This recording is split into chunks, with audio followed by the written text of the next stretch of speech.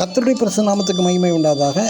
இன்று நாம் தியானத்துக்கு எடுத்துக்கொள்ள இருக்கிறதான வேதவசனம் 1 சாமுவேலின் புஸ்தகம் 17ஆம் அதிகாரம் 32ஆம் வசனம். நான் போய் இந்த பெலிஸ்தனோடு யுத்தம் பண்ணுவேன். ஆமென். இஸ்ரேலருக்கு எதிராக வந்த ராட்சத கோலியாத் பற்றி அறியாதவர்கள் யாருமே இல்லை.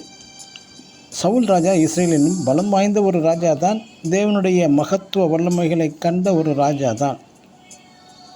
தேவன் மீது பக்தி வைராக்கியம் கொண்ட ஒரு ராஜா தான். ஆனால் பெலிஸ்தியரின் ராட்சத கோலியாத் நமது தேவனை தூசித்த போது சவுல் ராஜாவால் ஒன்றும் செய்ய முடியாமல் வேடிக்கை பார்த்து கொண்டிருந்தான். இந்த கோலியாத்தை எதிர்க்க யாராலும் முடியும் என்று பித்து பிடித்து நின்றான். நமது தேவனை தூசிக்கும் கோலியாத்தை வீழ்த்தும் விருப்பம் இருந்திருக்கும், ஆனால் வீழ்த்தும் பசித்தாகம் இல்லையே. அதே சமயம் சிறிய வாலிபன் தாவீது நமது தேவனை தூசிக்கும் அந்த பெலிஸ்த கோலியாத்தை கண்டு பொங்கி எழுகிறான். நமது தேவனை தூசிப்பவனை யார் தடுத்தாலும் விடமாட்டேன் என்று ஓடுகிறான். இங்கே தாவீதின் பலம் கோலியாத்தின் பலத்திற்கு முன்பு மிகவும் சாதாரணம்தான். தன் தேவனை குறித்த ஒரு பசித்தாகத்தினால் தூண்டப்பட்டு போரிட சென்று வெற்றி பெறுகிறான்.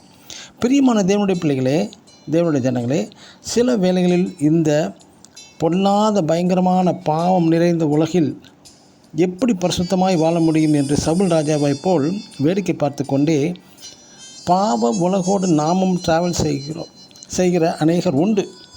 தாகம் உள்ளவன் மேல் தண்ணீரை ஊற்றுவேன் என்பதுதான் வாக்குத்தத்தம் ஏசாயா 44:3. மற்றும் தவனமுள்ள ஆத்மாவை கர்த்தர் திருப்தியாக்கி பசியுள்ள ஆத்மாவை நன்மையினால் நிரப்புகிறார் என்று 107ஆம் சங்கீதம் 8ஆம் வசனத்தில் வாசிக்கலாம். ஆம், ஒரு விஷயம் எவ்வளவு கடுமையானது என்பதல்ல, அந்த விஷயத்தில் நம்முடைய தாகமும் வாஞ்சையும் எந்த அளவில் உள்ளது என்பதுதான் மிக முக்கியம். தாவீது போல ஆவியின் கனி என்று அழைக்கப்படும் நற்குணங்களோடு வாழ்வதென்பது, இப்பாவ உலகில் வாழ்வதென்பது சாதாரணமான ஒரு காரியம் அல்ல. ஆனாலும் நம் தாவீதைப் போல போராடி கோலியாத் போன்றதான பாவ உலகை ஜெயிக்க வேண்டும். ஆமென். God bless you.